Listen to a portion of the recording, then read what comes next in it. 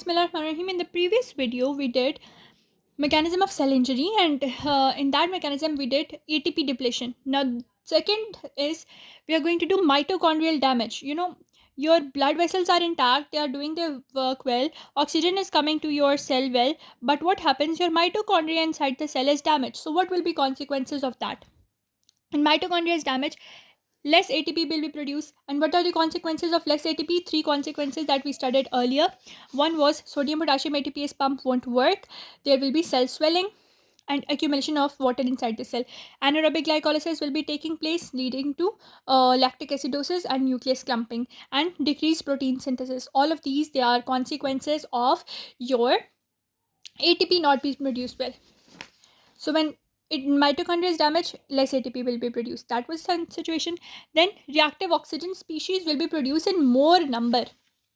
That reactive oxygen species with one electron is superoxide, with two electrons is H2O2, and with three electrons is OH negative. So all these three, the reactive oxygen species, they will do not only damage, they will damage all the membranes. Not only they will damage the nuclear membrane, but also they will damage that cell membrane, and also they will damage the cytoplasm. So nuclear membrane damage, cytoplasmic damage, and cell membrane damage, and both of these situations, decreased ATP and increased reactive oxygen species, will lead to necrosis, right? Another thing, that you have your your mitochondria. It is a double membrane organelle, and between its two membrane you have this particular protein, the cytochrome C. That protein is sequestered, but due to damage of the mitochondria, what will happen? This protein will leak into the cytoplasm.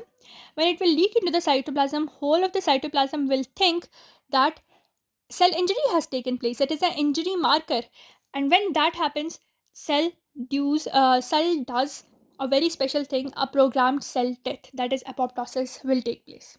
So ATP decrease and increase in reactive oxygen species, both of these will trigger necrosis, and loss of cytochrome C, it will do apoptosis. So this is how mitochondrial damage affects your cell. Then you have loss of the calcium homeostasis. What happens? Your cell is normally like this: 99% calcium is outside the cell, and 1% calcium is inside the cell and not roaming freely. Rather, it is present in the mitochondria and the endoplasmic reticulum. But any injury, either it is physical agent, biological agent, chemical agent, what they will do? They will cause this extracellular calcium to come in, and the intracellular calcium that was sequestered in the mitochondria and endoplasmic reticulum, both of these, they will also move out. So leakage of calcium will take place, and that leakage will lead to calcium increase in the cytoplasm. And when that calcium will increase in the cytoplasm, it will trigger all the enzymes that are there. And which enzymes? The degrading enzymes, like the ATPase enzyme, it will destroy the ATP. The DNase enzyme, it will destroy the DNA.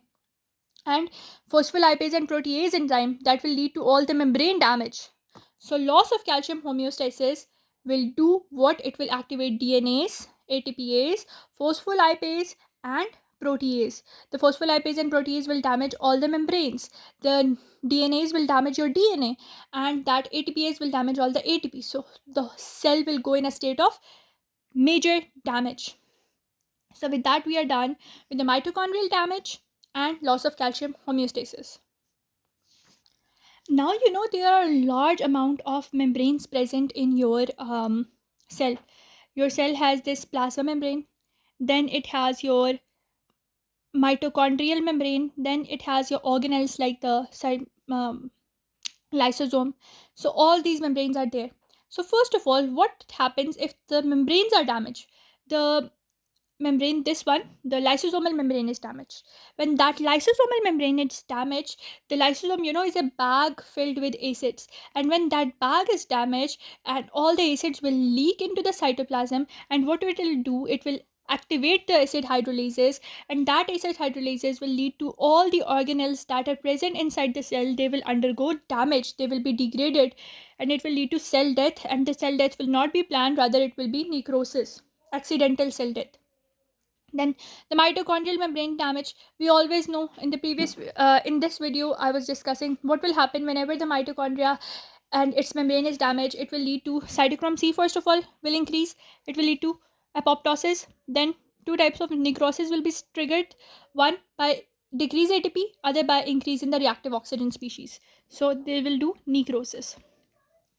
And what happens if this cell membrane, the major one, is damaged? What will happen in that situation? Fluid will come in and all the nutrition that is present will move out. In such a situation, the cell will swell and it will go into a state of necrosis. So this is how the cell membrane damage leads to, all the membrane damage leads to your cell going in a state of shock or a state of all this situation. So I think a lot of things have been discussed in this video. One was the mitochondrial damage, other was loss of the calcium homeostasis, another was loss of the membrane damage or damage to the membranes. In the next video, now we will do other mechanisms that are free radical injury and certain other injuries, etc. Please stay in touch, keep on liking, sharing, and subscribing to my videos so you get your concepts crystal clear.